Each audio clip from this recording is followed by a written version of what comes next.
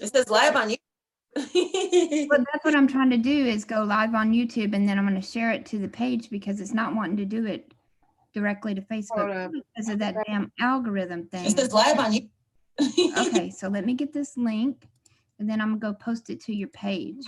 Thank you so much. Thank you. That damn algorithm thing. Okay, so let me get this link, and then I'm going to go post it. But anyway, yeah, I think it was on Aoife's page where this guy was a drummer and he went to go work a particular ceremony, and the godfather put his hand on his butt and squeezed. Oh no. And so the guy was like, it was my first time being molested, and then being molested by a man, and then being molested by somebody that I looked up to. So it was a whole post. I read it last night and I was like, wow. And he literally called the guy out. He put his picture up there because the man had sent him a friend request after so many years. So I guess the guy was thinking, you know, we're cool. But when he sent him the friend request, it triggered him. Right. And he was like, you don't remember that you molested me. And so he made a public post and put the guy out there, like his name, his picture, everything.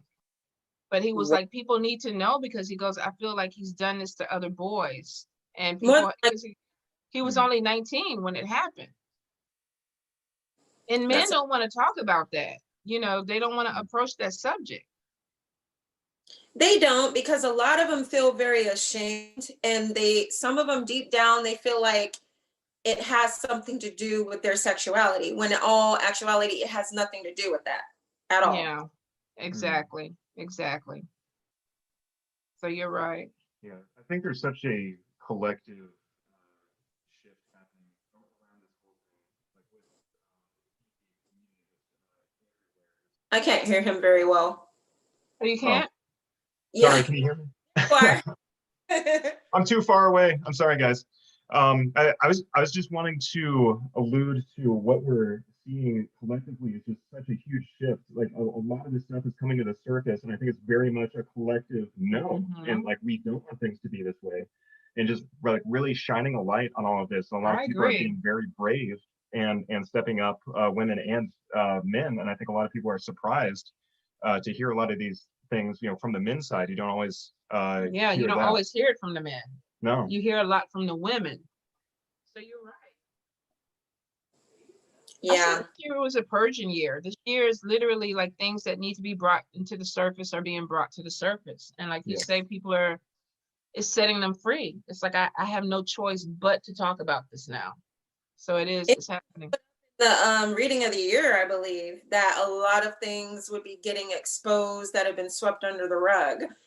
So strictly remember that being in there. Yeah. It's so funny. Hindsight is 20/20, right? So the whole reading for the year, like, we've got clear vision. We see what's going on. Sure. We see what's happening. Now we're, you know, everyone is getting the opportunity to see this. There's a spotlight on it, so we can deal with it at a collective level with it.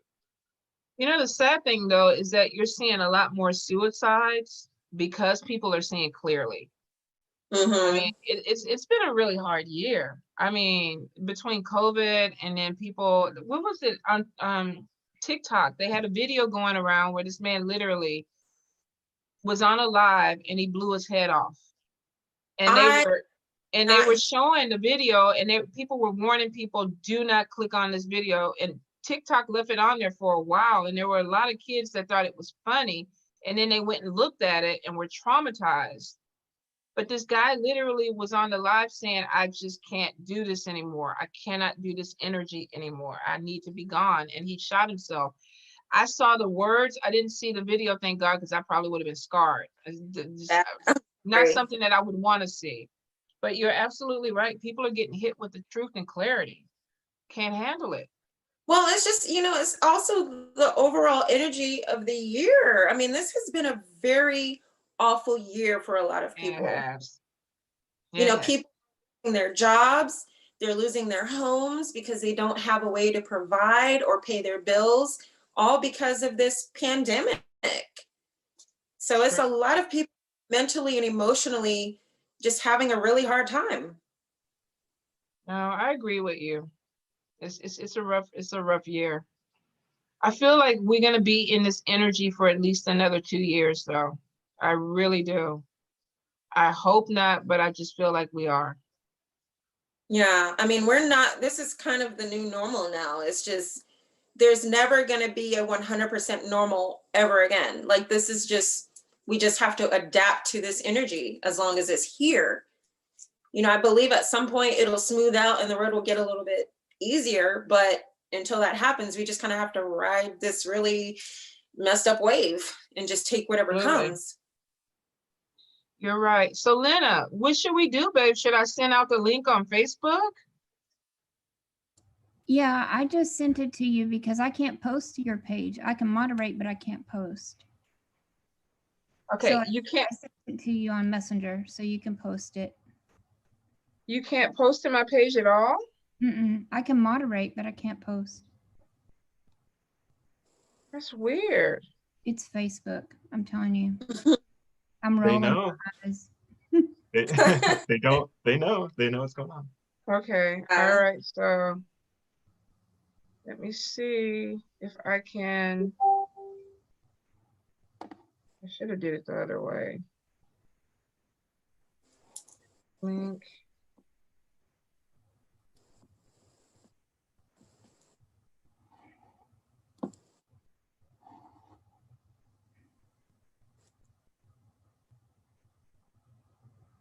Do we have anyone watching on YouTube?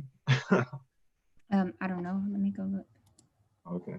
Because if so, just bear with us, guys. We'll be right yeah, back. we're definitely gonna get this up. Okay, post. Yeah, it says there's one watching. Who's Shakira? Hi, Shakira. She says, just me. Me, hello. You get a private show. I was gonna say, yeah, it's not just me. We appreciate you. Okay, all right, Lynna. Let me post it.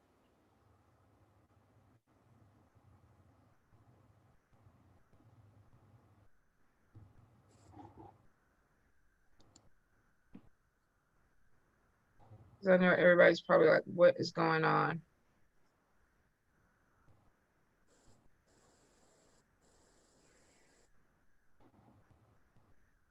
I'm gonna also post to my page.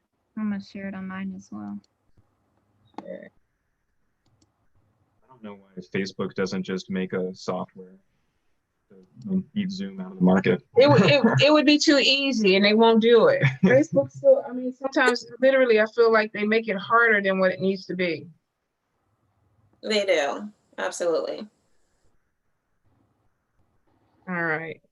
So I put it on my business page and then I put it on my personal page. Jay, I'm going to send a link too in case you want to put it on your page. I will get that and put it there. Jay. Okay. I think I just, let me see. I don't know, my phone is not, my phone is all extra slow. Okay, there it is. Okay. So, copy. And let me put it on my page. I just did a group thing. I think that's it. I think everybody else will get it. Okay. I just posted it.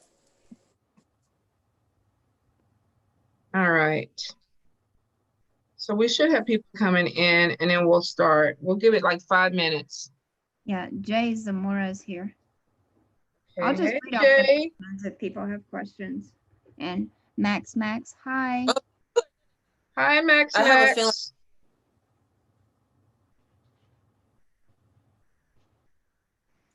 Okay. Lynna, you may have to read questions off because I never get them on my thing. Okay, no problem. Yes, Max, we're going to be taking questions a little bit later in the discussion. We're not doing readings tonight, though.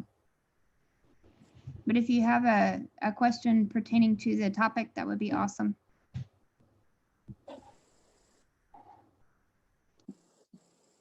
Okay. I just shared a link on my page. Okay. So be good to go.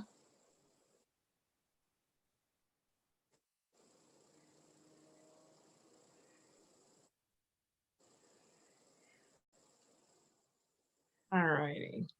Okay.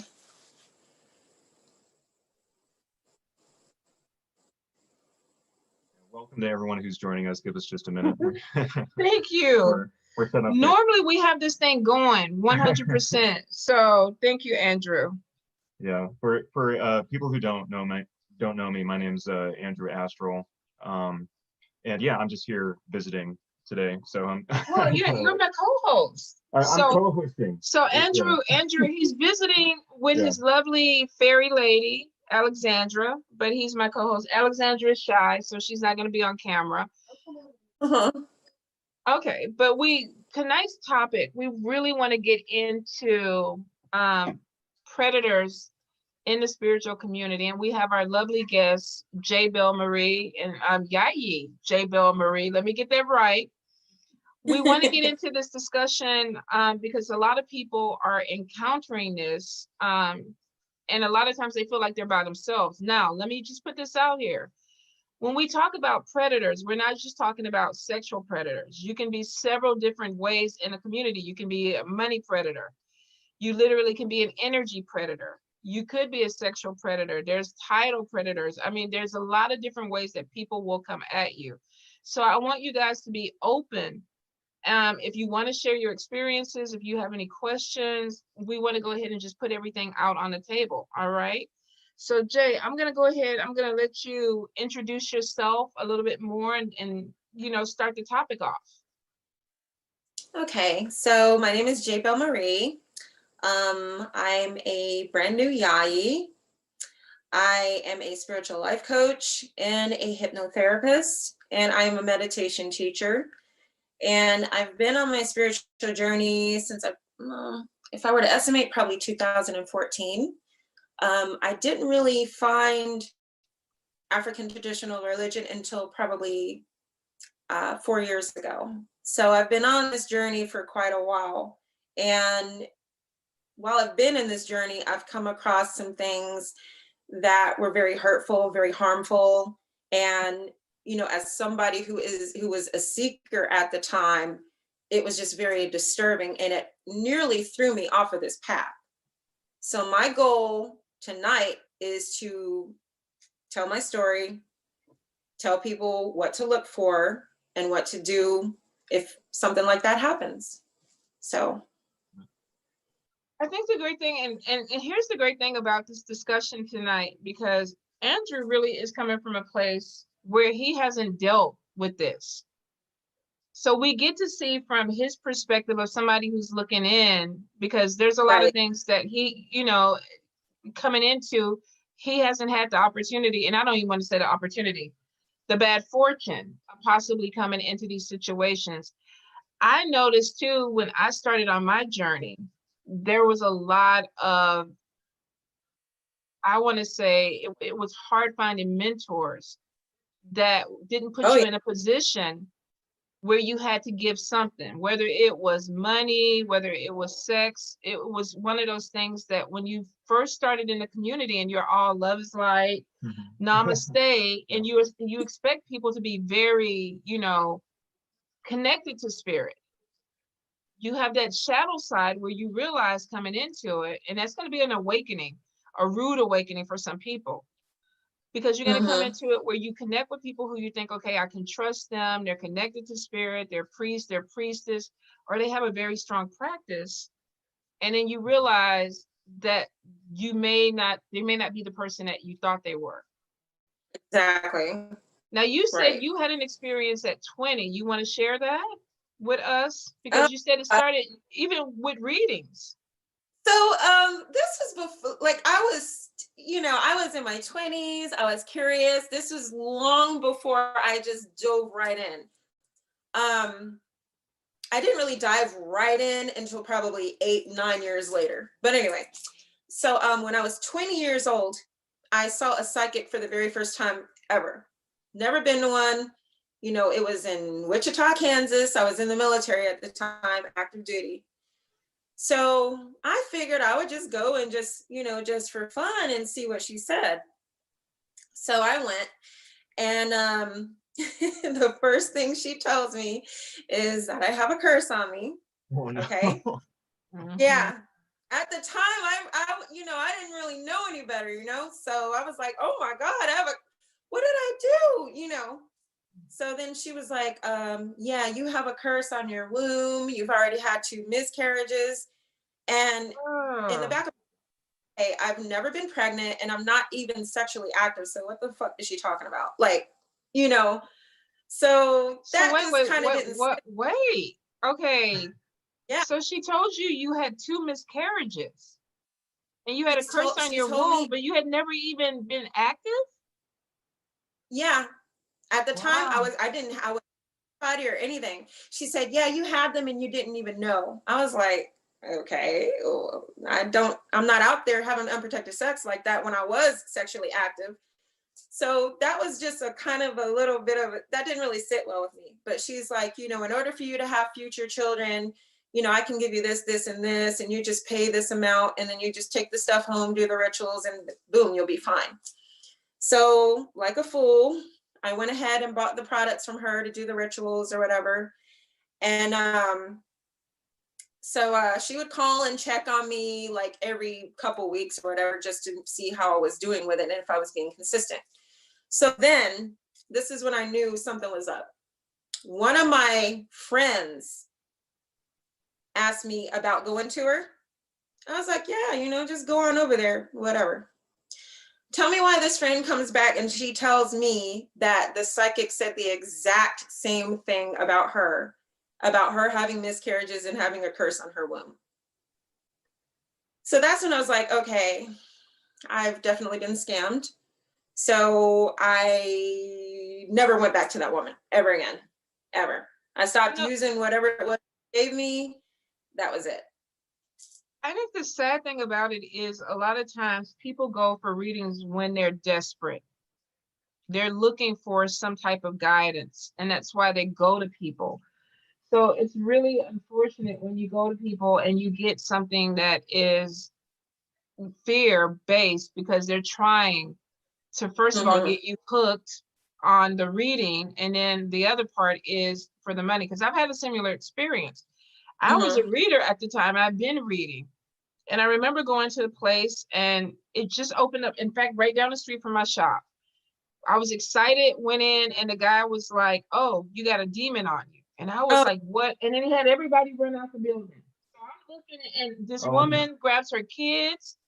Everybody runs out the building, and I'm in the chair like, what happened? What the hell? And then he came back in and he started spraying something on me. And I'm like, okay, wait, what's going on? And he goes, you got a demon. And I was like, so how do I get rid of it? And he goes, for $1,500, I'll take this demon off of you. I was like, dude, for $1,500, this demon about to be my bitch. I mean, literally. That was crazy to me, but it makes you wonder how many people were taken advantage of because of that.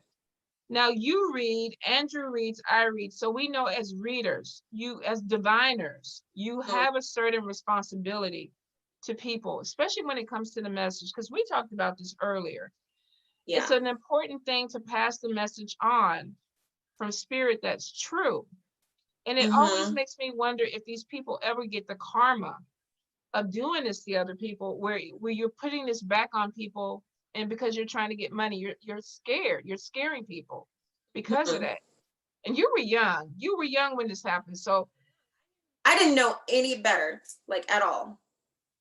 Completely new to it, never done it before, just was open to like a new experience. Like I wasn't even going through anything, you know, like my life was fairly decent.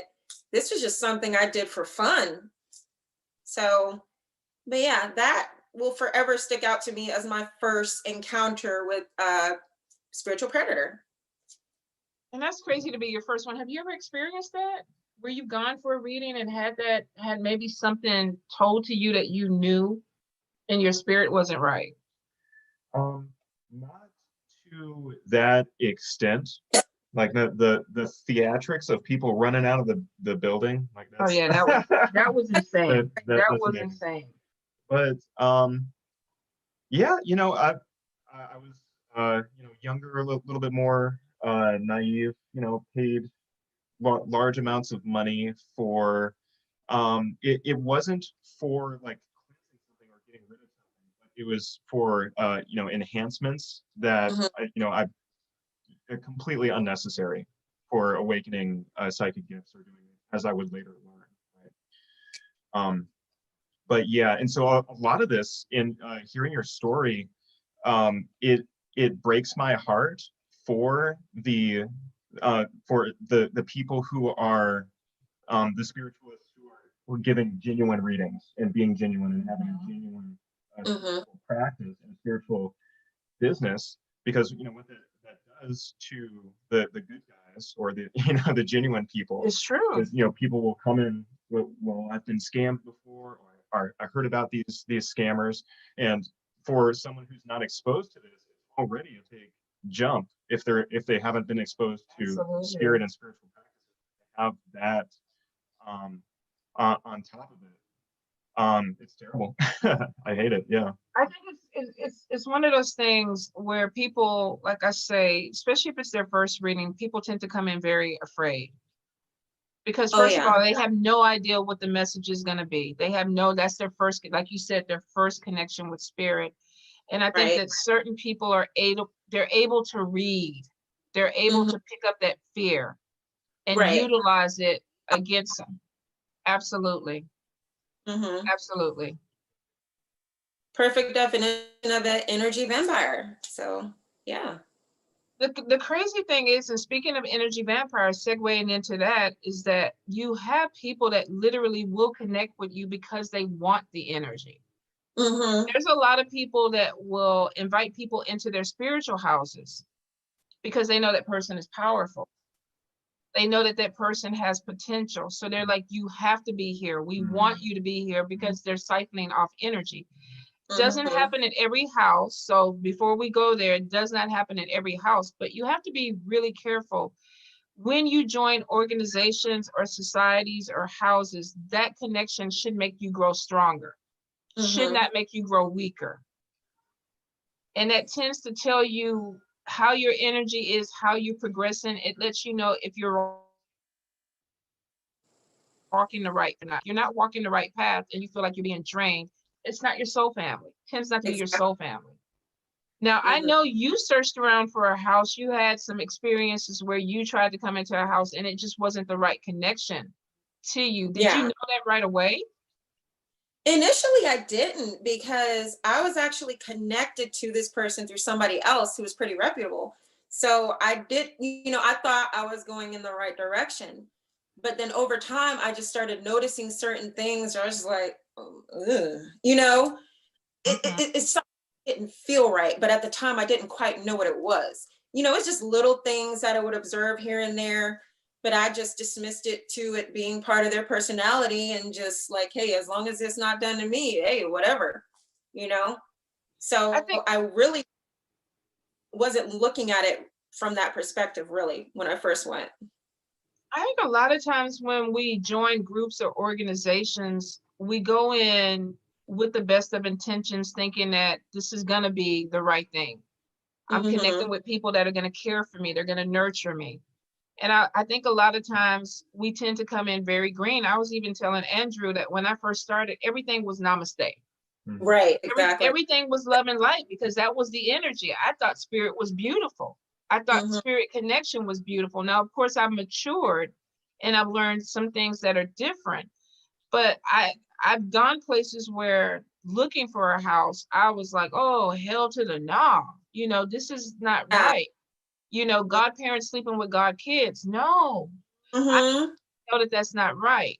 God kids that are, you know, financing godparents' lavish lifestyle, and they're not getting anything out of it. Yeah. There's certain tales that sometimes you look at things and you're like, okay, in the real world, If we take the spiritual house out of it, in the real world, this might not be right. Not at all. Mm-mm. And I think too, any societies or groups that you've dealt with that you kind of gone in and gone, okay, this is not the right fit. This is not the right fit for me. People feel it across the board though. I think so. When you know it's not right. Mm-hmm. Yeah. Never ever ignore your gut. When you get that first little icky feeling, that should be a red flag. Spirit, I think as spiritual beings, we're all very intuitive. Mm-hmm. And we all have the gift of discernment, whether you use it or not. We have the gift of discernment. We know when something feels right and something feels wrong. I think what happens is we're so committed to joining something or being a part of something. Mm-hmm. Because here's the thing, I've noticed that a lot of times people that come from a lot of dysfunction in their family, when they join spiritual communities, they're looking for something to be fixed. Mm-hmm. I want you to be my new daddy. Well, you know, not really, but you know what I'm saying. The way I said it too, I want you to be my new daddy. But it is, we tend to look for the papa. We tend to look for the father. We look for the mother. Right. Because maybe we didn't have that connection in our biological family. Well, part of it for me was mostly the fact that I'd always kind of been a loner. And I didn't really fit in with too many people growing up or as an adult. So when I found that particular group and I met other people in there that I vibed really well with, that's what sold me initially. Mm-hmm. You know, I'm like, okay, I've met my soul tribe. I'm here. You know, let's do this. Let's go on this journey. But over time, it just turned out not to be that, like, at all. I think that's the biggest pull for us, is that we want to belong. We want to belong. When you have certain gifts, not everybody is going to accept that. You can't go to work and say, hey, I'm Andrew Astral, I read cards and everything, because some people are going to look at you and say, that doesn't jive with what we see. Let me tell you how that went later. No, tell us now. Go ahead and go into it. Because I know that's where a lot of people get confused, because like Jay said, we look for a soul family. We look for a place to belong. We look for something to be connected to. And some of us are really fortunate to find it at the very beginning of the journey. Mm-hmm. But for a few of us, it literally is hit and miss on, you know, I call it coming out the spiritual closet. Yeah. Oh, yeah. You know, it's almost the same thing. Like a friend of mine who's gay, he was like, you need to be authentic. You need to let people know who you are. And you need to be able to connect with people who are like you. And I was like, but I'm going to lose clients. I'm going to lose money. And literally when I came back from Haiti, I had 40 something people unfriend me just because of the word voodoo. Mm-hmm. So yeah. There's a big fear of connecting with people and being seen as your authentic self, or because your gift. So you're looking for that family because of that. Right. You want that connection. So go ahead. I got all into it. Share your story. Share your story. And maybe you have a story like this, Jasmine, but my story is, you know, I'm a software engineer, and then, you know, at work, I was like, hey guys, I'm going to actually be my authentic self now. You know, I do psychic readings. I'm a spiritualist, blah, blah, blah, blah, blah. Okay, you did this at work? I did this at work to some of my Somebody came out the closet with like steel boots on, like, hey, here I am. Yeah, and most people were like, that's cool. But a couple of the guys at these engineer guys, computer programmer guys, came up to me after work, and they're like, dude, I've seen spirits. Like my dad does energy healing. Like I want to be your friend. I like come on, like so it was cool. It's like you doing that actually inspires other people they start raising their hands, like, oh, me too, actually. Like I'm actually a spiritual person as well. And then they I think it's a really beautiful side to actually doing that. But yeah, there is that fear of, you know, what are these people going to say about you? Are you going to lose your job, or are you going to lose friends, or, you know, what's going to happen? Yeah. Exactly. That's why we look for community. Right. That's why a lot of us are so drawn. Alexandra, I'm sorry, babe. Can you let Voodoo out? Because Voodoo's gonna talk through the whole thing. Y'all gonna hear this cat meow. me out because he is seriously talking. I think that the beautiful thing about joining organizations, because you can be very eclectic and you can be a solo practitioner. But there is sometimes when you get really deep into spirit, there is a call to be connected with family. Whether this is blood family, people that you sweat with, bled with, or these are people that you've gone through some things with as far as initiations and things like that, there's this call. I think the problem is that it's not wanting that connection. I think sometimes, just like with relationships that we know that are toxic, tend to make very toxic connections. What do they call it? Trauma bonding. Soul ties. I think soul that's ties, trauma bonding, exactly. All that, yeah. Yeah, don't they do that in the military too? They have Hell Week or whatever that's called, where they bond together over over trauma. Yeah. I mean, and you're ex-military, so yeah. you know. Oh, I know about it.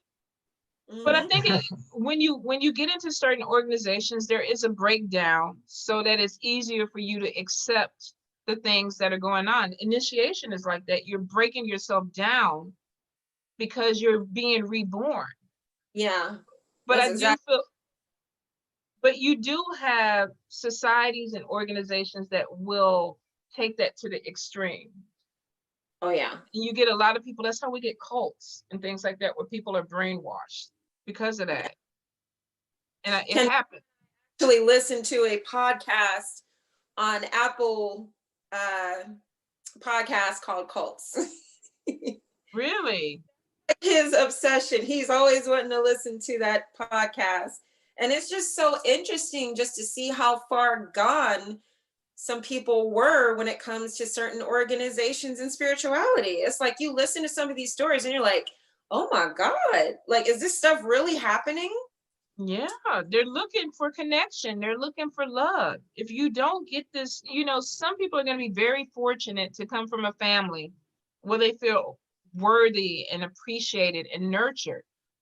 But there are going to be some people that don't come from that background, and that it's like a baby looking for that, right, craving it. And the sad, I think the sad thing about when you deal with predators in the community or spiritual predators is that you have people that know this. Some of these people have psychology degrees. They understand. They know how to pick broken people, because I've seen people do that. It's like, I don't want you because you're too healthy. I want this other person because they're easier for me to mold and get them to do what I want to do. So you know, there's dark psychology. I believe it. You see it. You see it. I think a lot of people have to be very careful when choosing things that you want to be connected to. You have to be you have to do shadow work. You have to make sure you know why you're joining this organization. What are you expecting to get out of it? Because we do have people too on the flip side that make it easy sometimes because they're coming in and they want the drama. I've seen people do that too. They make it easy for predators to prey on them because they need that drama. I remember, and this is really, she might even be listening. This happened a while back where I had a client that was going to a guy, and he was her spiritual mentor. And she literally would go to see him every month, and he would give her a spiritual bath in his place. Like, he would physically bathe her and everything. And then he would perform oral sex on her. And she would pay him $180 a month. So I was like, okay, wait. Hold up. This man is giving you a bath. He's giving you a bath. He's scrubbing you down. He's praying over you. And then he performs oral sex. And you're paying him to do this. That's like a date. It was like, okay, what's going on with this? But it was a spiritual. You know? Wow. But she got really confused because when he decided he wanted to cut that off with her, she was devastated. She ended up checking herself into an institution because she felt rejected by this man, because he completely made her feel like, you know, I love you, I'm nurturing you, you know, we're having a sexual relationship. But he was literally getting paid for it. What happened is he found another client that would pay more money. Oh my God. And so he went with the other client. And I remember reading for this woman thinking, this is wrong. This 100% is wrong. But it was right to her. It felt right. But he chose her. And I know he chose her the same way he chose the other woman. He saw something in these people that made him feel like, I can do it. I can do this and get away with it. That is terrible. It is terrible because we see stories like this. We hear about stories like this. But I think, too, we have to be accountable. We have to have that boundary that says, you know what, I'm willing to do this for the spirits, but I'm not willing to do this because I know it's not right. I have altars that stay lit. At no time do I go in front of my altars inappropriately, which means these are my spirits. I don't go with low-cut shirts. I don't go with my shoulders showing. My dresses go all the way down to my ankles. And that's because I respect spirit. So why would I do anything different with a mentor? You have to ask yourself when you're caught up in situations like that. But I think a lot of it literally is trying to find that soul connection. I think that's how we get caught up in it. And I say we because we've all been there. Yeah. We have. I wasn't necessarily like my family had their issues or whatever, but my family knew what I was about spiritually. So they never rejected me. As a matter of fact, they accept me and they come to me with spiritual problems now. So it's, it's out there. People know. But as far as like me having friends and connecting with people who are into this type of stuff, that was really hard for me. I'm a paramedic, I'm in EMS. I don't really meet people like that in my field. It's very, I've probably met maybe one person who I think is about that life, but I don't have confirmation. So, I just kind of wanted to get in where I fit in and just wanted to make friends. Right. I get Andrew's story is not the norm. He had a really good experience, I think, because a lot of people accepted him and said, you know what, cool. I connect with you on that. But there have been people that we've seen lose their jobs and lose, their livelihood because of what they do, because people may not be ready for it. So it gets complicated. What would you, since it did happen for you, how would you tell people to approach it? Say you want to, because I've seen so many people that bring cards to work and it's like they start off in the break room or somewhere and then everybody's like, okay, cool, I want the reading. And then when things don't go right, then all of a sudden you're the weirdo. You caused this problem. I've seen it go so many different ways with people talking to people. First of all, I want to know what made you decide to just say, hey, I'm just going to put myself out there. I think Spirit was just strongly pushing me towards more authenticity and really working through throat chakra to express. Yeah, so I got, I think I got nudged a little bit from Spirit to do it. I was a boss. I was leading a team, like a software engineering team in North Carolina. And so my Bible Belt too. Yep. Wow. Yep. Girl, I'm like shocked. I'm like literally shocked. Oh my. Yeah, and so you've got to you'll know. I feel like for certain people, one of my bosses is very Christian, and if I straight up told her, oh, I talk to dead people, that probably would not have been a good idea. But I got a little bit close. It's like, oh yeah, I'm doing a yoga retreat, spirituality, and mind, body, spirit. And she's like, oh, I know what that is, and like really, she can connect to it. Yeah, so she can kind of connect that way. But if I'm like tarot cards on the table, it's like let's talk to your dead grandma. It's like no. It's like like a little more finesse in that way. But yeah, it wasn't a hardcore thing.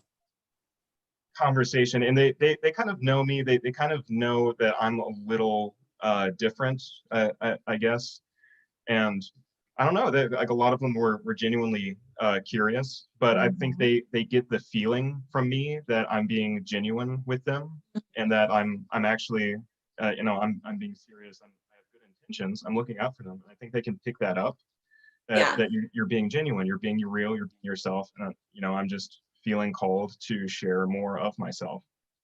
That kind of brings us to connecting with spiritual leaders, because I don't want to give the impression that everybody's out here taking advantage of people and things like that. There are some people that literally their energy is contagious, and you know that there's a connection there. You know that spirit is leading you there. I think we have to learn how to trust that a lot more when we're going on our path, because sometimes real recognizes real. Yeah. I've been places where I would be like, I wouldn't let that person pour holy water on me, because what the fuck? They might blow up while they're doing it. I mean, I've been places like that. But then I've been places where I've seen people that literally have touched my spirit. Yeah. Like their light, their energy has been so beautiful that it drew me in. Yeah. But I kind of let spirit guide me. I was like, okay, I'm not going to jump ahead of this because this is what I want. I'm going to let you do it. And I think when you kind of do that, they send you to the right people. Not saying you won't have any trial and tribulations, because sometimes you have to see the bullshit so that you can recognize what's real. Yeah. And after I was done dealing with that particular group, I was ready to give up on joining African traditional religion. I remember. With it, like and Candelo's like, you need to get scratch, you need to get your warriors, you need to do this. I'm like, I'm not getting a damn thing. Leave me alone. I didn't want to deal with it. So then out of the blue, my godmother now, Mambo Yanza, reached out to me, and she built that trust with me. She made me feel safe. She mentored me over a span of a few months. And then when I knew it was time to commit to being her godchild, I knew the time was right. Well, one, I needed to heal from what I had been through. And two, I needed to make sure that this was indeed the right person for me to put my spiritual life in their hands. So I went ahead and did everything that I needed to do, and she's been great. She is amazing, and there's a lot of wisdom there. You can look in her eyes, and the way she carries herself, right, volumes for the person, the woman that she is. I'm glad that you took that time, because I remember having a conversation with you where you were like, nope, I ain't doing it. I'm not doing it. I'm cool where I'm at. I remember we were in Denver, and you were like, I'm cool. And that's what it happens a lot of times. People get traumatized by experiences, and it's hard to trust people that you expect them to be good. Right. You expect you go into mentors and spiritual leaders because you expect them to be good. You don't expect anything less. And to be traumatized, it literally is coming out of a bad relationship and having to be rebuilt. Now, I'm not seeing any questions at all. Y'all see, Lynna, you getting any questions? Yes. Actually, there are several people in the chat that have gone through the whole being scammed thing, the $1,500, all kinds of things like that. Chaz, Elissa, yay, I said it right, have gone through it. Shakira is asking, did you guys ever have to overcome coming from a Christian and or Baptist family that wasn't accepting of you? I'm gonna let you go first, because I never dealt with that. I was raised Christian. I went to Sunday school every Sunday. I was raised by my grandmother for a certain period of time in my life when I was a child. So that church and Christianity, that was a big part of my life for the longest time. And in fact, that was all I understood until I was well into my 20s. And then I started learning about other spiritual paths and religions. And I'm like, okay, there's other stuff out there that resonates more than Christianity does. And my parents have never really been all that religious, even though my grandparents were. So when I told my parents that I was kind of considering other paths, you know, they were 100% supportive. You know, I didn't get any, oh, you're going to hell. I didn't get any of that. Yeah, you're going to hell. That's what happens. I'd like to offer something here, if I may, though. Yeah, go please. Okay. Yeah, so I started in a Christian household as well. You know, fortunately, there wasn't a huge amount of resistance to you know, me becoming spiritual, and my parents actually followed suit, and I'm super proud of them. But one thing I'm going to offer to you in this situation, that there are some things that cross over. So being Christ-like, forgiveness, compassion, teaching, learning, like all these Christ-like qualities, like in that way, if what you are doing is going along with that Christian, that Christ-like mentality, you can get a lot of alignment there. So I just kind of wanted to offer that out and throw that out as well, because yeah, I haven't experienced a huge amount of friction on that front. But that you made a very good point, because like you say, you can find those qualities and cross over with that, and it doesn't. I came from a Catholic background, and anybody who knows Catholic, once you're Catholic, that's it. It's like, you know, that's it. You die Catholic. So I think the whole thing about it was my mom didn't quite understand. And I think a lot of people, when it comes to the voodoo, a lot of people are afraid because they always look at it in a very dark, negative way. It's never presented positive in Hollywood. So all they know is I'm out here butt naked cursing people. That's the only thing that they could understand. They didn't have anything other than that. The great thing about the voodoo, especially with Haitian voodoo, is that there's a lot of Catholicism that is incorporated in that. So when I became a Mambo, even when I got interested, I didn't feel like I had to give up one to do the other. And it kind of goes back to what Andrew said. I found the qualities that I loved in Catholicism that also worked with voodoo. And it has become this. So I think when you are worried about, first of all, I think if you're over 16 and you're paying your own rent, your bills and everything, whatever the fuck you want to be, you can be. There's no, you know, that's between you and your God. Right. That's between you and your God. But I get so many people that are in their 40s and 50s, and they're like, well, I'm waiting for my parents to cross over so that I can be who I am. Like for all that. Yeah.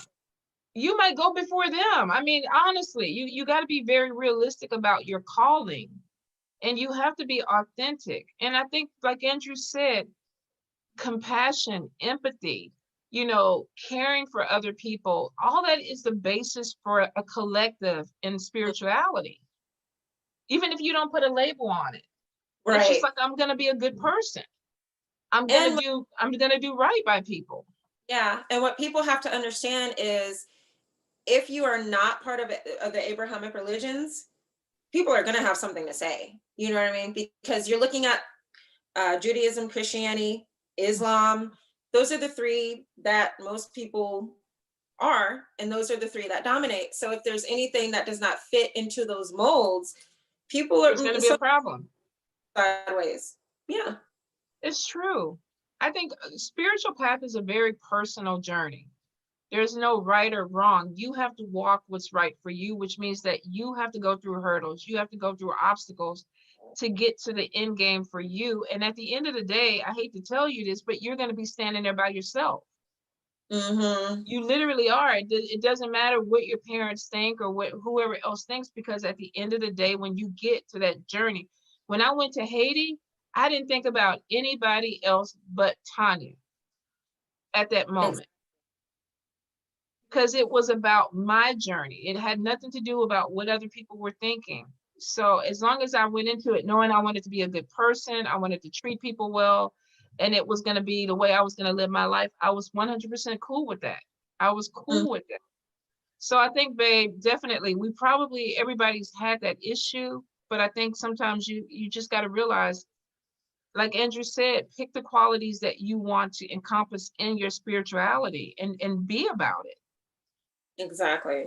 Be about it. Lynna, we got other questions? Yes. Can you be in a relationship with someone who doesn't support your spirituality? What do you guys think? Personally, I would not recommend it, okay?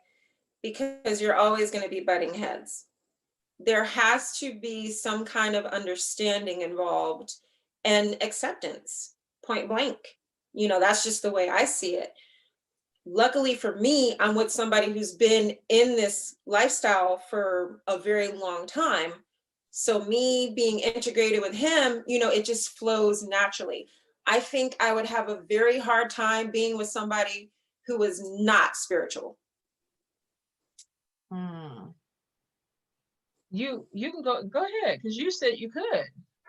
Yeah, in a funny way, you can, but it may not be pretty. Exactly what I'm saying. Yeah, in my experience, it doesn't last. That's just me. Like if someone knows a way or can, like I'd love to talk to them and learn. But yeah, it's like you are going to. There's just a few fundamental things and building blocks with a relationship that's really one that is going to be that is going to trip up the relationship. I agree with Jasmine. I think you can. Now, I dated a guy, and I remember we had a conversation, and every time he reaches out to me, every Mercury retrograde, this thing replays back in my head, because it comes down to this. I told him that I was doing service. I would message him back, and he goes, "Oh, you're doing that voodoo shit. I don't believe in that." And that was it. That was a deal breaker. It was a deal breaker. I liked him. I felt like we could have a relationship, but I don't feel like he was respectful to my beliefs. No, just the mere fact that he called it that voodoo shit, that was very disrespectful in itself. Yeah, he had no respect for it. So do I think I could date somebody outside of this? Yes, but I think there has to be a respect. It would be the same thing if I dated somebody who's Muslim.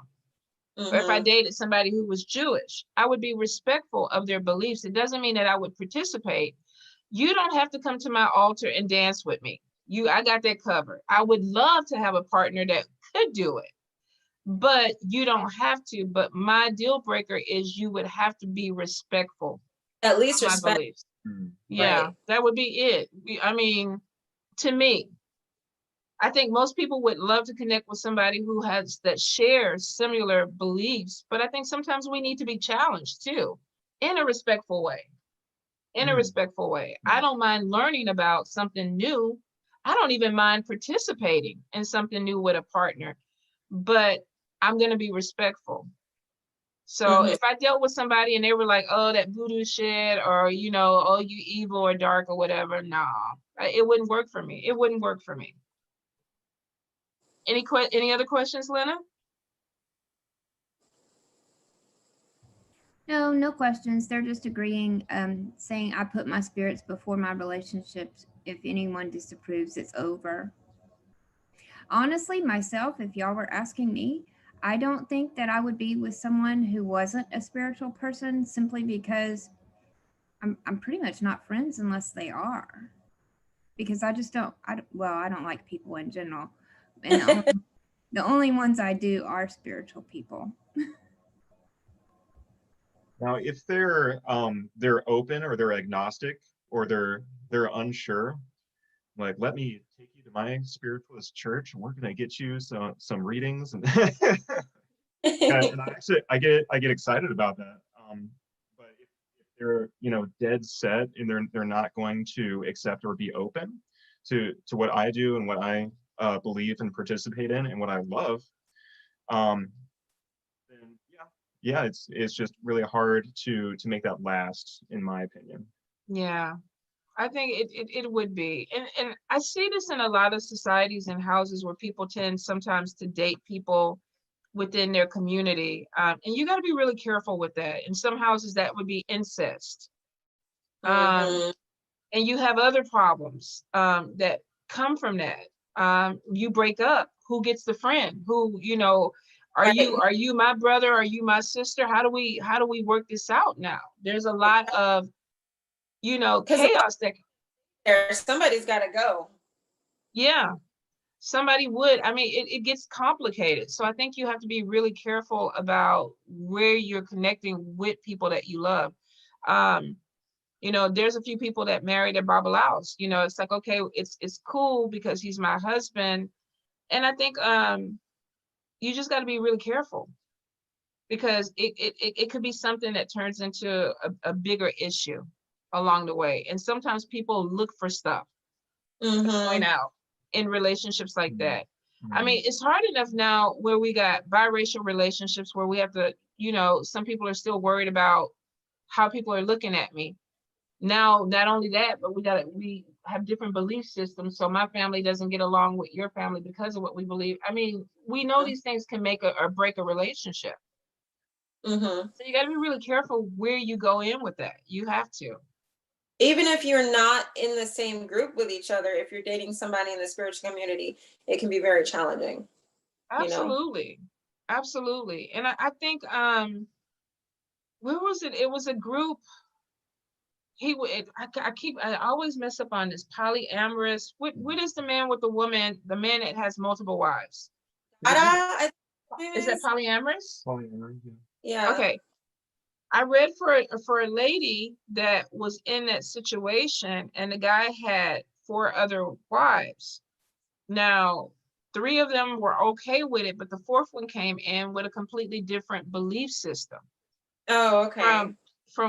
But he loved this woman and he wanted to bring her in, but literally she destroyed the structure of everything else. And that goes to show you what happens when you bring somebody in who doesn't believe what you believe, or they're not even on the same page. Right. Because she came in and blew everything up. Right. They're saying polygamy. Also, I have a question. It says, how would you say some psychic claims to be this prophet of God, or just calling himself God? Okay, so here's what I feel. We are God-like. We are created in God's image. So we have these attributes. I feel like we are limited only in our thinking, because I think we're able to do a lot of God-like things. Now, that being said, as a diviner, I would never put myself out there to say I'm 100% right all the time. I don't want people following me as a god or a goddess, because that is, to me, not proper. Right. I feel like that I'm not. Does that make sense? But I know that a lot of people get off on, they build their brand up like that. You know, I'm the almighty, I'm the Oshun booty shaker almighty. I mean, we see it. Here's the thing. There's a difference between living for spirit and living for ego. And you have to figure out where you're at. If it's important for you to be as God, the prophet almighty, and you need that those accolades from people, then you might want to check the ego. There might be something there. I look at it as just being a vessel and spirit working through me, but I would never ever put myself above spirit, like ever. I mean, I agree. What do you feel about it, Andrew? Yeah, the first thing that came to me in this situation was ego, because it seems like a lot. There's one thing to have self-confidence and be confident and have confidence in your abilities and say, yes, I can help you. And like, to me, it's just a whole another level of saying, I am God, I am the prophet almighty, descended from heaven. And it seems a little much. So I think, to the person who's posting this, like your intuition is on to be a little bit suspicious of that. Red flag is, yeah. Would you call that a predator of title? Yeah, I was just about to address that, because I think you have to be very careful too about going into some societies, groups, or organization where you do have a person that sees themselves as that, because we're all learning. I don't care who you are, no matter how old you get, you don't know everything. So when you get in situations like that, where somebody's trying to make you drink the Kool-Aid, we know how that story ended, right? We know how that story ended. Don't ever get to the point where you put people on pedestals to the point of letting them think for you. That's not spirit. That spirit doesn't, it's not set up that way. What they do is, as diviners, we channel, like Jay was saying, we channel because we are open vessels. But the message is dependent on what we hear and how clearly we hear it.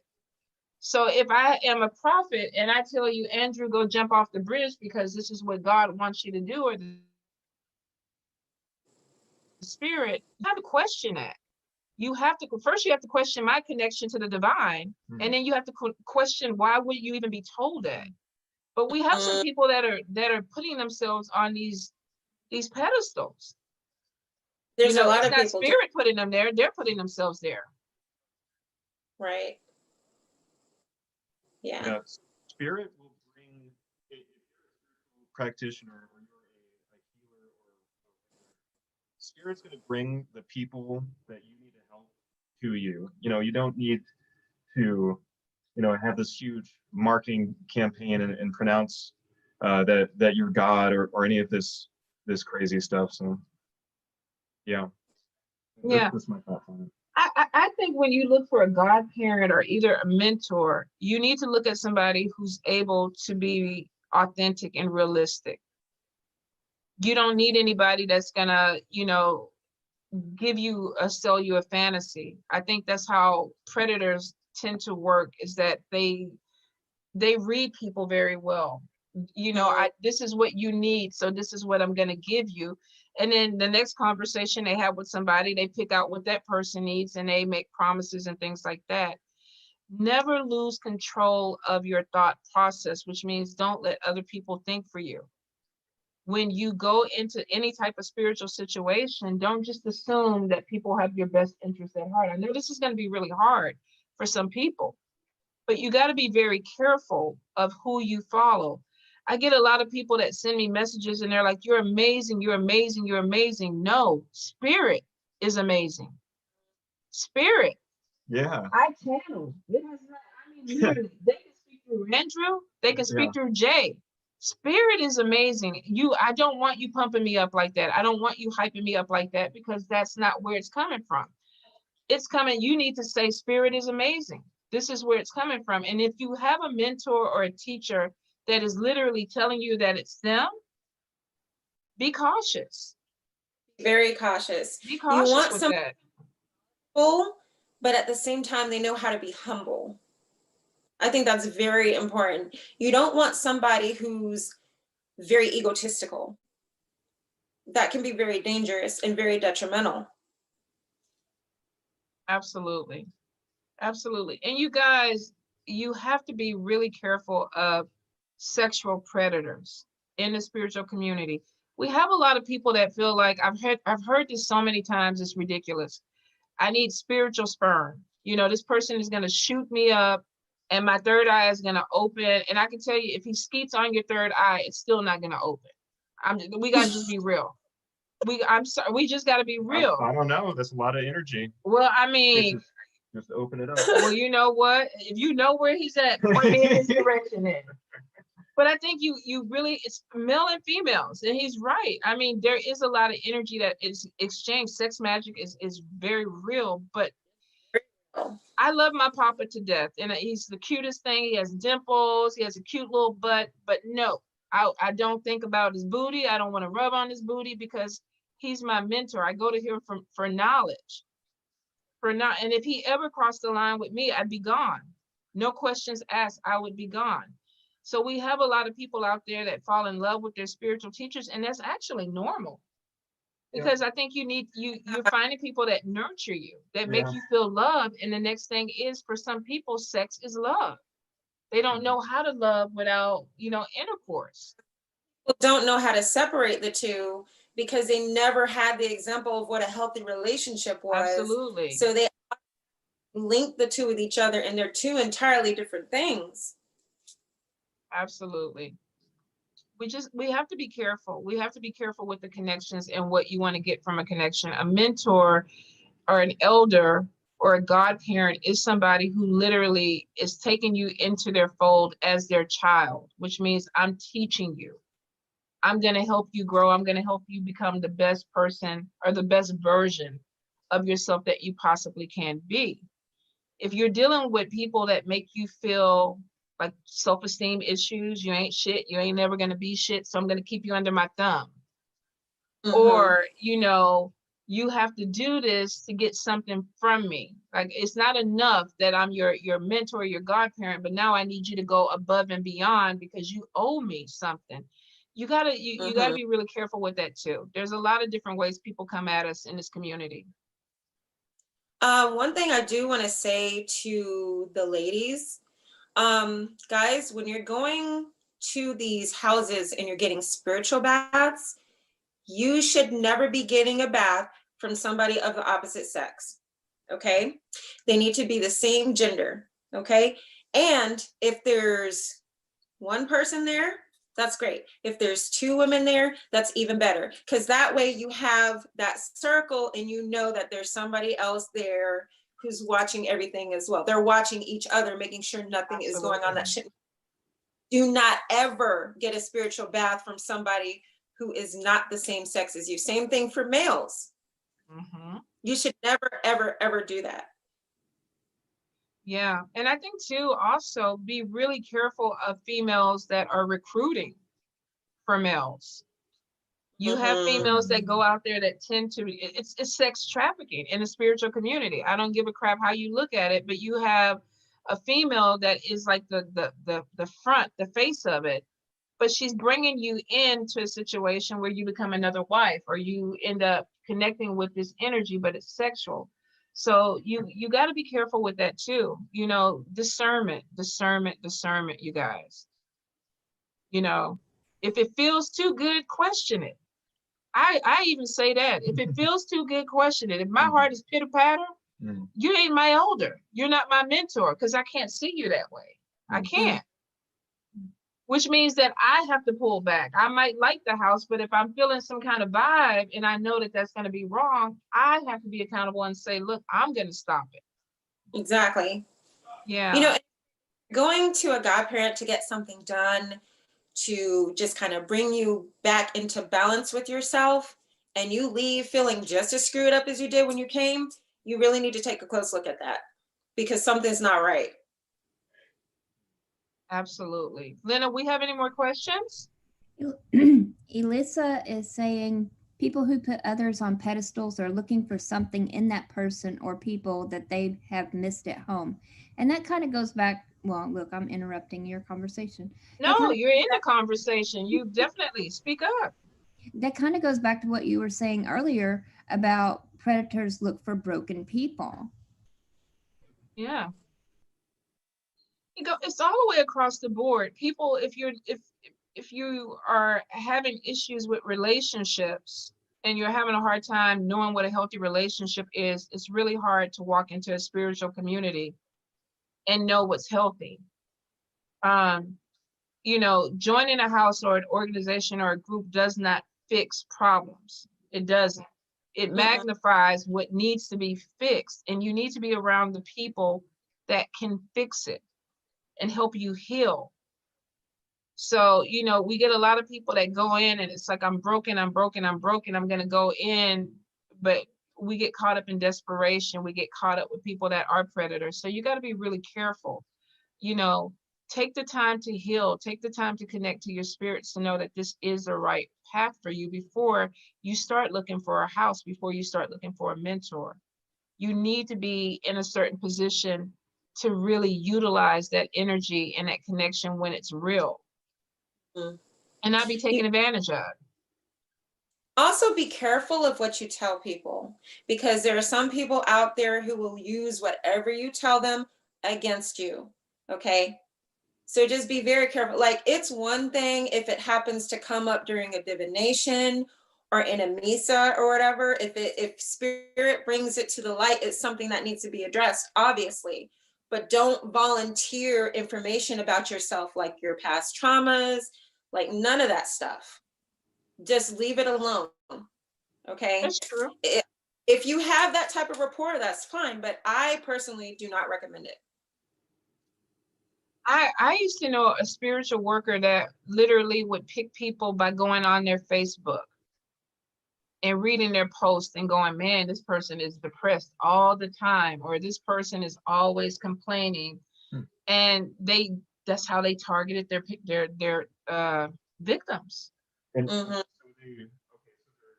victims, groups, or do they do readings for them, or what do they? They probably go into it starts with the PM or the DMs. Like you get all these babalaos. Oh, my child, Tonya, I see you are having relationship problems. How the fuck you see that? Oh, but it's because they're going on the face, and you have some people that live their life out loud on social media. Okay. Yeah.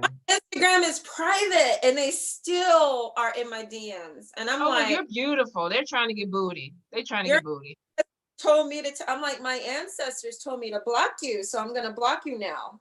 I'm not. I don't play those. I love it. You see a lot of it, especially now, because with social media, it's easy to slide into somebody's PM or DM and go, oh, you're cursed with a demon.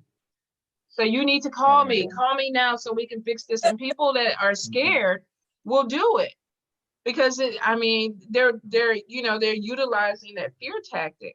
But they'll come in and they'll be like, hey, you're beautiful, Mambo. And I'm like, oh, thank you. When Mambo, the spirits, the ancestors told me to tell you, I'm like, nah, Bo, I talk to my own people. But there's some people that I I read for that get caught up with that. Like, oh my God, the Babala said this, or they said this, or, the Tata did this. And I'm like, okay, don't be afraid. Be careful of people that literally come at you, throw a problem at you, and then demand money to fix it. Yeah, do not, nobody should be, what do you say? Well, how to put it? Nobody should be selling their services to you. Yeah. They should be doing that. If you seek them out, fine. But no random psychic should ever come in your DMs and just be like, hey, I'm being led to give you a reading, blah, blah, blah. No, that shouldn't be going on. Yeah, unsolicited readings. You just get a yeah. First of all, it's weird, and it'll feel weird to you. Absolutely. Even if they're accurate, that's still crossing a line. That's still crossing a. They're violating your privacy. I don't want you pulling cards on me. You don't. I didn't ask you to do that. It makes me look at you like, why are you looking into my life? Because to me, it's like it's spiritual molestation. Yes. That's the way I feel. I feel like, dang, dude, you just came in and touched the nipple or something. You weren't supposed to do that. I mean, really, that's how I feel. They have no boundaries. Taylor come running in my room one time and she says, Mom, is this true? Mom, is this true? And I was like, what? She said, this guy just sent me a message on Instagram saying that he has a message from my ancestors. I said, girl. And her daughter, Taylor is what, 14? No. 14 years old. Yeah, her daughter's 14. I said, no, baby, that is not true. She said, but he's talking about my ancestors. I said, look, if your ancestors want you to know something, they're going to tell you themselves. Oh, yeah. They don't need to go through somebody else to give you a message. But yeah, my 14-year-old daughter targeting my 14-year-old. That's my crazy. daughter. My oldest daughter is that age. I don't even let her have a social media. She's lucky I even let her have a TikTok, but no. You have to be careful because what I notice is they go to your page and then what they do is they go through your friend list. Yeah. And they try to connect with people. So they're actively looking for victims. So you got to be, I always tell people, if I haven't sent somebody your way personally, they didn't come from me. Because I would be the person that says, hey, Jay, hey, Andrew, I got a person that needs this help. I'm going to send them your way. This is their name. And make sure that it's okay. But I would never literally go into somebody's box and say, oh, this is what you need. Because I feel like that's a violation. you're just crossing boundaries. Yeah, let me know if this has happened to you guys, but I'll be giving psychic readings, and I'll be on then in the comments. I might get someone, maybe someone who's paid for a psychic reading, and reply to one of their comments and me privately for an accurate reading, or message me for a discounted reading or whatever. Yeah. And they get in on my Facebook Lives, and I'm giving readings. And they have no respect. Yeah, they just go for it. They just get in there, and they're probably trying to make a buck. But you know, and I posted that before, because here's the thing. I don't care if you're a priest, a priestess, or somebody that's practicing. The first level is respect. The moment somebody comes in and they're like, you know what, Jay is doing a reading, but let me hit you up and give you my information so you can get a reading with me. That's disrespect. That's somebody. You have to question if they're connected with spirit, because that speaks to integrity. I feel like if you do that. Yeah. And me, you know, I'm not even out there as a reader yet. You know, I'm still just kind of trying to integrate my life as a yayi now. So it's like other things are gonna come when they're supposed to come. But I've seen this, because I watch other people's lives just to see, you know, what they do and how they engage with their clients, so that when the time comes for me, you know, I can take some pointers from them. But that's very disrespectful. Yeah. Yeah. So watch out for those people too. So I've been bad in my past, you guys. So when I first started honing my psychic abilities, I actually tuned into one of my mentors, who is another psychic reader person, without her permission. And I tuned into her energy, and I read her energy. And I was like, oh my God, you got this stuff going on in your life, and your throat chakra is totally blocked. And she told me, you're spot on, but never do that again. Always ask permission before you tune into someone's energy. Always ask permission. I think you should. There's like times where I have accidentally come downstairs while Candela was doing one of his readings with a client, and then like my spirits will start talking to me, and I'm like, nope, I'm going back upstairs. Yeah, you have to respect the boundaries. It's just a breach of privacy, you know? Like, who am I to come in the middle of his reading and tell somebody something that my spirits are telling me? Right. You know, that's just out of bounds. I think too, when you find the right mentor, or you have the right teacher, or even if you get it yourself, you're going to learn that there's certain lines that you do not cross. There's the basic to me is respect anyway. I have a lot of friends that read. I go and I support and I share. Not once have I ever engaged in conversation where it's like, oh, come get a reading with me after this or whatever. People that want to be with you will find you, period. If you're a good reader or you're reputable, you don't even have to do that, because spirit will bring clients your way, or they will make sure that you intersect with the right clients. So people like that, you have to question. Definitely. And to question their spirituality. You know, who did they learn with? Who are they under? It kind of, you know, integrity. You know, at the end of the day, in this community, all you have is your word and your spirits. So if you're doing something that is disrespectful to your spirits, I like I told you, I'm more scared of them than my mama. I am. Because I made a commitment to them, and they expect a certain thing from me. Which is the way I have to be. Now, with having a godparent, if I step out of line, Papa has the right to come in too and say, you know what, you shouldn't have done that. And he's done that a few times with me, where it's like, you need to do better, or you need to reevaluate, because sometimes we need that extra person to hold us accountable for what we're doing. Yeah, my mentor gave me a nice smack on the wrist for doing that, but yeah, absolutely. Yeah, I think when you're with the right people, they're going to teach you, but they're going to teach you in a way. It literally is a parent-child relationship where it's like, okay, let me do this or explain this to you. I'm gonna chastise you, but I'm gonna let you know why. because I want you to grow. I want you to grow with your spirits, and I want you to grow in this house as a family, because it is a family, regardless of how the structure is. Because if they didn't care, she wouldn't have chastised you. She wouldn't have been like, okay, stop.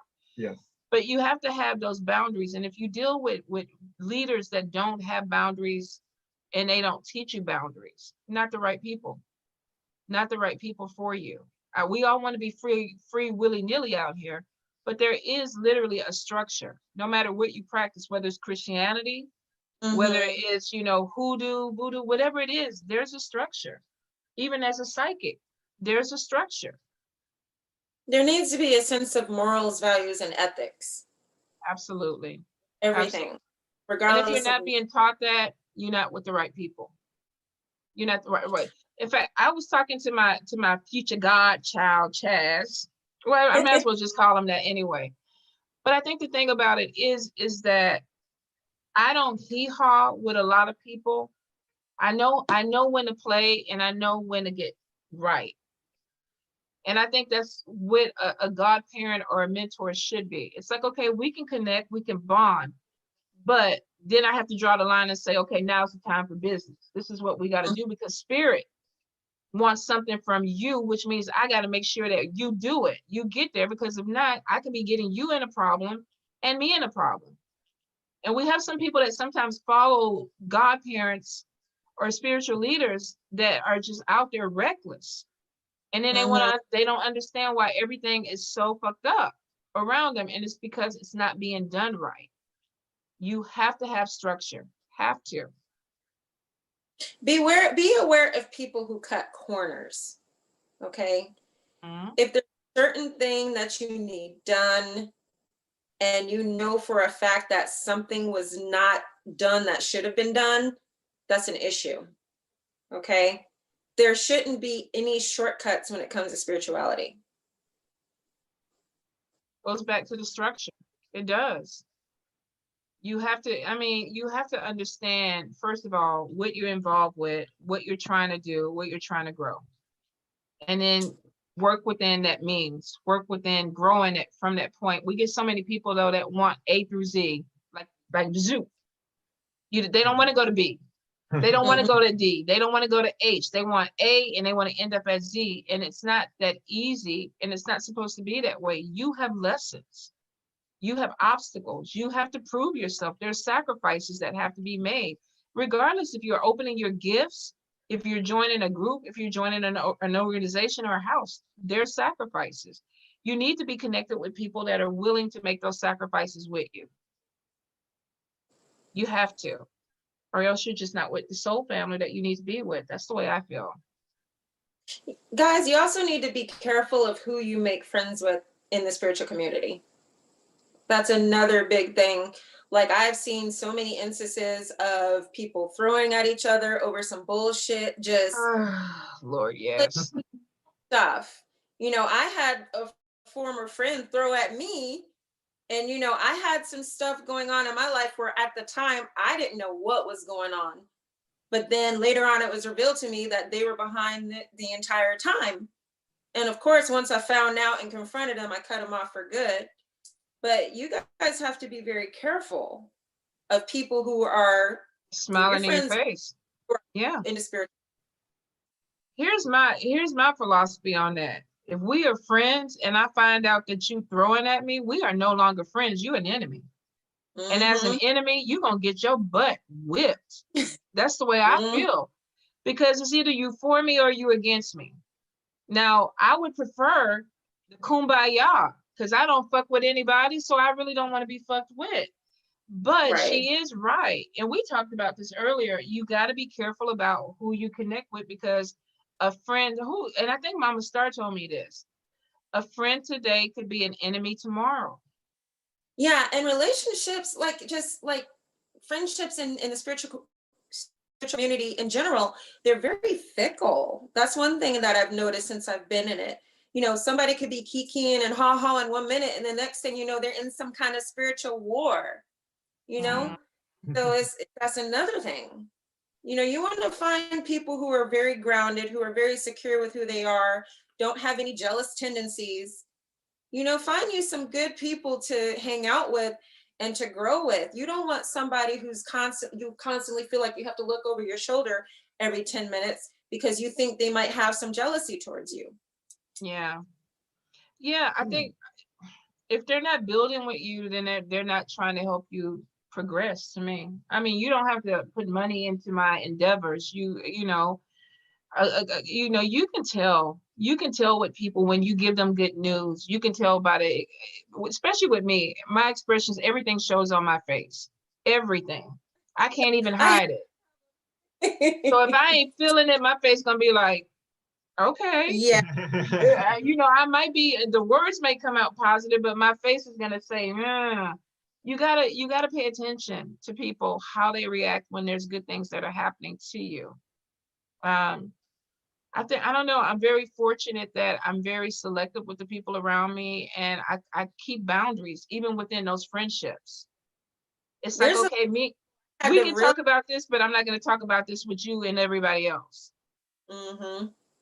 There's a lot of people I really had to weed out, like after that experience I had, because I was looking at it this way. It's like, even though I fell out with that person, you know, at the same time, I know this person has a very big influence over everybody else in that group. So me being who I am and what I personally believe in, I'm like, okay, when's the last time you've seen just one ant crawling out of the anthill? Never. There's 1,000 of them. So you have to exterminate the whole anthill. So I cut everybody off. It was very painful. It was very sad for me to do. But from my own sense of security, it was what needed to be done. That is so brave and awesome to do that. That's a perfect example, I think, of some of the sacrifices that we were talking about earlier to keep progressing, keep moving forward. Absolutely. I think what the thing with spiritual growth is, you're going to lose some people because you literally will not be walking the same path. You're going to have this fork in the road at some point where you go left, they go right. And that's okay, because that's what's supposed to happen. Not everybody's going to make it to the finish line with you. So I think you have to be prepared to let people go. Sometimes they want to go. But I think too, you, like Jasmine is saying, you have to really be careful about oversharing with people. You know, sometimes we crave, it goes back to craving that connection so much that you want things to happen and move towards, you know, we have houses where brothers and sisters work on each other.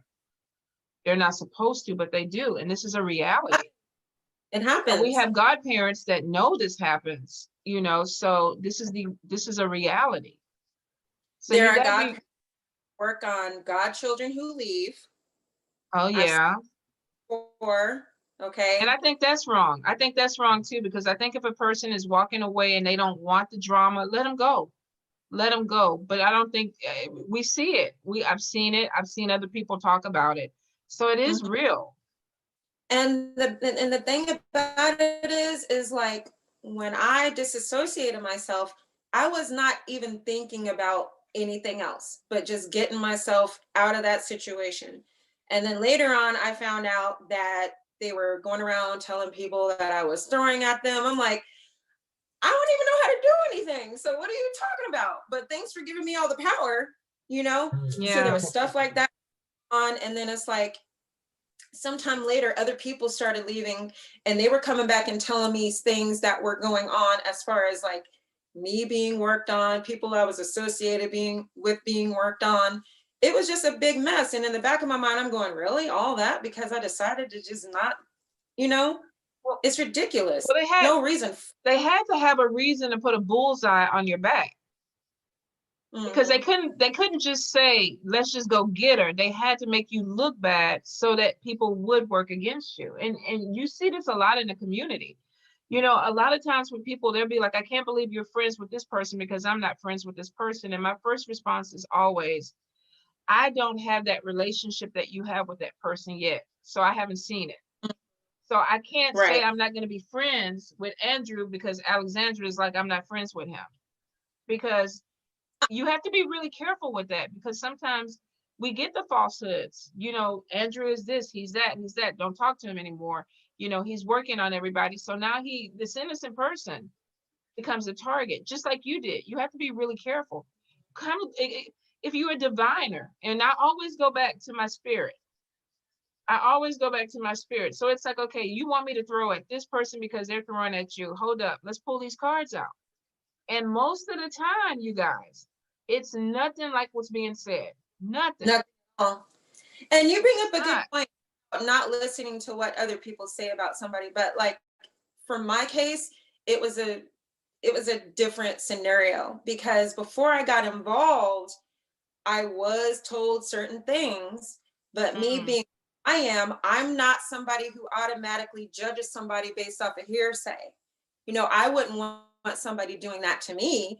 So I was like, okay, you know, I'll keep that in the back of my mind, but that's not going to be what my focus is. I'm going to see what this person is about for myself. And this is one of the few times where the hearsay was correct. And that's a lesson. That was a very hard lesson I had to learn. It's like sometimes when people tell you certain things, it's not necessarily to be malicious, but it's more so to keep you safe. And you have to just discernment to know the difference between gossip and fact. Absolutely. That's all it was. I think, yeah, intuition and discernment. Normally, I pick up on people. If I feel like you're evil as fuck, you're always evil as fuck to me. I can be cordial with you. I can go break bread with you, but I know who you are. I see it. So I don't, you know, it's one of those things where sometimes it's like, I see it before other people see it. It's like, she evil. You don't see it? What's wrong with you? You can't. Exactly. But you know, I guess maybe we got to get there when we get there. But we got to be really careful, because like you say, not everybody is going to have your back, and not everybody's going to be a friend. Yeah. I do have some several actually questions. First off, Andrew, when you speak, can you like look directly at the computer, because we're losing your voice? It's going in and out. Saying how? Because you sound like sure, I can do that. Okay, because sometimes you turn your head, like, you know how, well, like if I was to roll my eyes, I'd turn my head. But sometimes you do that. Okay, so we got Asta is saying this one guy used to lure girls in a lot. Like girls were literally wanting him as a partner. Is there a possibility that guy was casting some binding spell? Like, do you think that people do magic to recruit people in to take advantage of? Absolutely. Yeah. I've seen spiritual men actually do work on women to get women to come to them. And I've heard some say, I've worked on her. I worked on her for a while to get her to go my way. So yeah, 100%. And I'm pretty sure women do it too. Oh yeah, without a doubt. What else we got? A lot of leaders get into their ego and start to prey on the desperate seekers. So many take the energy of organized religion into their practice and look to someone to idolize and worship. And then Jesus complex. Absolutely. We have to have a statue. We got to have somebody that we can look up to. The golden calf. Yeah, but you know, mentors, as wonderful as they are, godparents, as wonderful as they are not gods. They're humans. They, you know, they eat, they shit, they burp, they hurt, they're not gods. So we have to look at them realistically. If you're going in thinking somebody is, you know, the holy Messiah and they're going to change your life, spirit is what does that, not the person. I agree, exactly. And then there's another one that says there's a documentary right now discussing a woman who is recruiting other women and sleeping with the leader and making an eternal vow to him. Wow. But that goes back to polygamy, right? I mean, I don't know what that goes back to. She's recruiting other women. Like I was saying before, there are women out there that are recruiting innocent women into relationships that are polyamorous or however you look at it.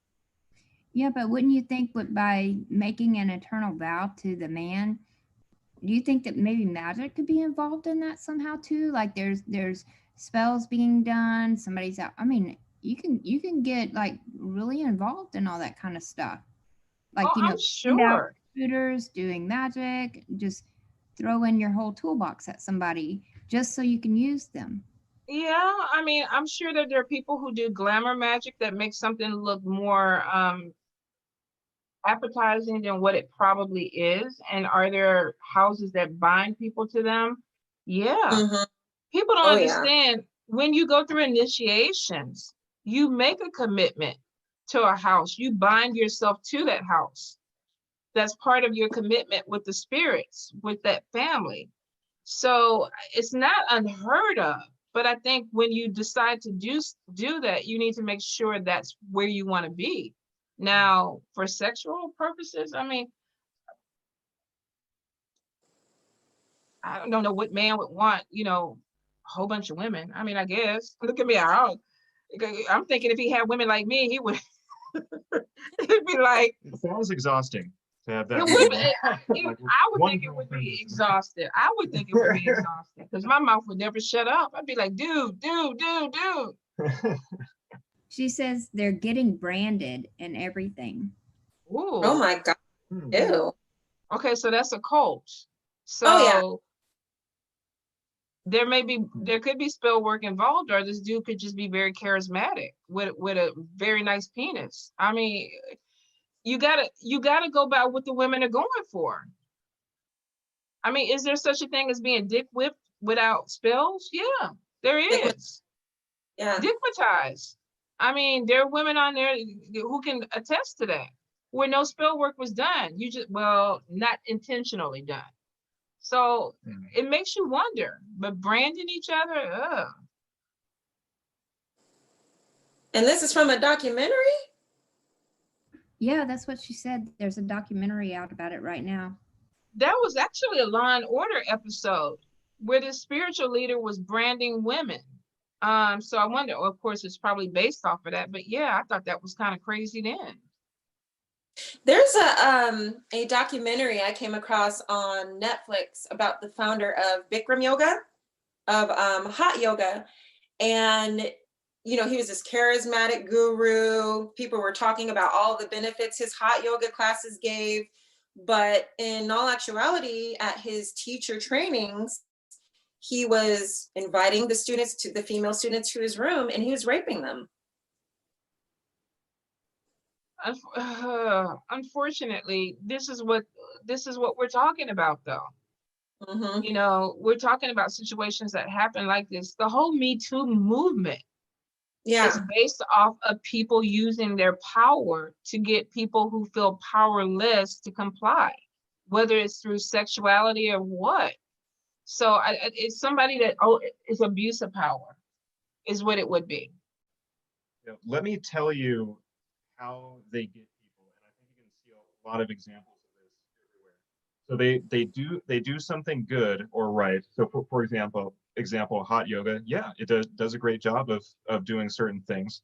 So that gives them trust. So they can trust that now. For example, if it's like a psychic person, maybe they'll give us a spot on reading, and then they'll have that trust, and they'll trust them, and then that's how they can get into a trap. Extremely predatory, extremely nasty, but that's how they get them. But you hit it with trust. Yeah. The key word is trust. Most people wouldn't do what they did in situations unless they trusted someone. Yeah. And that's sad. Yeah, and this guy, he was having the students give him massages. He was giving his classes wearing a Speedo, leaving very little to the imagination. Like, it was just a bunch of little creepy stuff that he was doing before it came out that he was actually raping these women. Oh my God. It's like the red flags were kind of there, but unfortunately, there's people who miss them. It happens. or they didn't want to see. Now, I've done hot yoga before, and I've never done a class with somebody in a Speedo. That literally would probably gross me out. That's a little bit too much. No, So those are red flags. He was already inappropriate. He had already, what happened was he had already crossed that line and made them feel comfortable with that. Because the line was, you're inappropriate, you're inappropriately dressed. And once they accepted that, then he kind of knew, I can push it on to something else. But it's the trust. You hit it on the head. You wouldn't give in to somebody unless you trusted them, which is sad. Okay, I know we're going on almost 9 o'clock, so I'm gonna go ahead and close it out, Jay, but I'm gonna let you finish it up. Is there anything that you want to say? Not really. Just more so, if anybody out there has gone through anything similar, you know, we're here. We're like, if you want to talk about it, that's fine. You know, it'll be all in confidence, of course. But, you know, there's a lot of this going on, and I feel like it just needs to be talked about more, because so many people just don't want to talk about it, or they're afraid to talk about it. For the longest time, I was afraid to talk about it, you know? I think really in the spiritual community, you get the thing of people are afraid of spell work. It's not so much that they're afraid of naming the person or putting it out there. They're afraid of the repercussions that are going to come back from somebody that tries to do, you know, people have had their kids threatened. And I think you guys, if you do, like Jay said, if you do find yourself in situations like that, please reach out. There are reputable priests and priestess. There are reputable spiritual workers out there that know some of this stuff is going on, that literally can help. If you are in a situation where you feel like you're being abused one way or the other, emotionally, financially, sexually, please know that there are people out there that will help, that can help. Is that's just too much. It's too much. Yeah, I love what you said also about, if it feels too good to be true, double check it. Yeah, I think that's a big one too. They do get you with that trust, and it's terrible. But Jasmine, I love what you're doing with bringing this forward and having these conversations about this manipulation. And it's so sad that it happens in the psychic community, but it's there. And I think we said a lot of really helpful things just to kind of open people's eyes, and so they're aware of, you know, what's out there, what's happening, you know, how people are being manipulated. So thank you so much for you know, having the conversation and coming on today. And you know, you're welcome anytime, girl. Anytime you want to talk, you know, you always got a platform, okay? All right, I'm here. Okay, before we go, you guys, because I'm going to try to, we were supposed to be freezing this wine before, but Andrew and Alexandra brought me wine, and look at this. An astrology glass. Can y'all see that? I know it's hard with that ring light. Isn't that cool? That is cool. Beautiful. Wow. Look at that. Libra, the center of the universe. Libra. Thank you. I freaking love this. All right, you guys, please be safe. Have a good night, and we will talk to you soon. Bye. Love you guys.